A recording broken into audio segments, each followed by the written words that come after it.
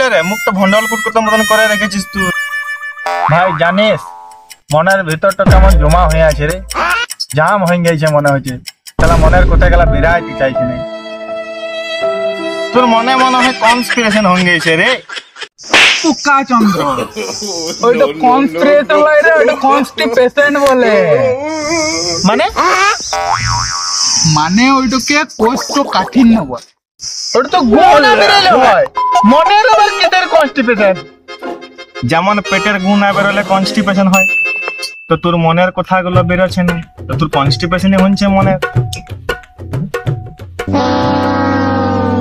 তার মানে কি বলছিস রে? আমার মনে কি গু জমে আছে নাকি?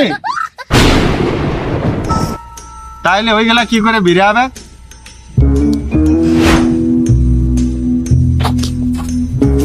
এই যে 90 ml প্রত্যেক রাত, মনের কথা থেকে পেটের ভাত সব বেরিয়ে যাবে ফার্স্ট ক্লাস।